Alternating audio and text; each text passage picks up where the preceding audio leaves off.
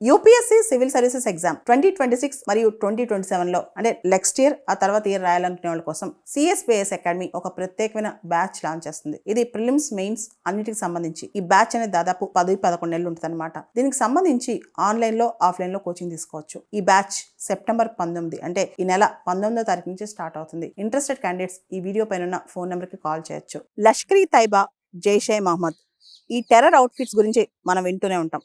భారతదేశం మీద ఎన్నోసార్లు ఇవి చాలా అటాక్స్, ఊరి కావచ్చు, పుల్వామా కావచ్చు, చాలా అటాక్స్ వెనకాల ఈ గ్రూప్స్ ఉన్నాయి.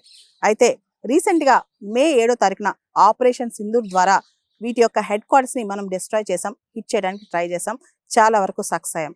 అయితే పాకిస్తాన్ మాత్రం ఇమీడియట్గా ప్రతినబూనింది.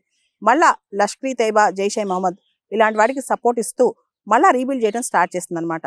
అయితే రీసెంట్గా మనకు ఒక రిపోర్ట్స్ వస్తున్నాయి. లష్కర్ ఈ తైబా వాళ్ళు ఏదైతే పాకిస్తాన్లో ఫ్లడ్స్ రిలీఫ్ కోసం డబ్బులు పాకిస్తాన్కి వెళ్తున్నాయో, పాకిస్తానీ ఎన్ఆర్ఎస్ ఎవరైతే బయట ఉండి డబ్బులు పంపిస్తున్నారో ఇంటర్నల్ గా కూడా పాకిస్తాన్లో ఫండ్స్ కలెక్ట్ చేసి ఆ డబ్బులతో లష్కర్ ఈ తైబా హెడ్ క్వార్టర్స్ మళ్ళా కడుతున్నారంట. ఏదైతే లష్కర్ ఈ Taiba operation centre head quarters Muridke training centre ఉందో దాన్ని మనం ఆపరేషన్ సింధూర్ ద్వారా డిస్ట్రాయ్ చేసాం అనమాట. అయితే అది మళ్ళా రీబిల్డింగ్, రీకన్స్ట్రక్షన్ స్టార్ట్ చేస్తున్నారు. దానికి ప్రధానంగా రీసెంట్ గా పాకిస్తాన్ లో ఫ్లడ్స్ వచ్చినప్పుడు కలెక్ట్ చేసిన మనీ దానికి వాడుతున్నారంట.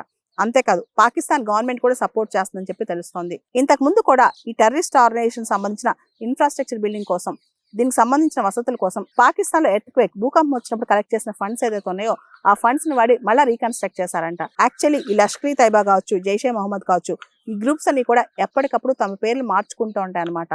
దానికి కారణం ఇంటర్నేషనల్ శాంక్షన్స్ ఎదుర్కొనేందుకు పేర్లు మార్చుకుని కొత్త ఫ్రెండ్స్ లాగా తయారవుతుంటాయి. కానీ వీటి ఫంక్షనింగ్ ఏంటంటే పూర్తి స్థాయిలో ట్రైనింగ్ క్యాంప్స్ నిర్వహించి భారతదేశం మీదకి ఉసిగొల్పటం.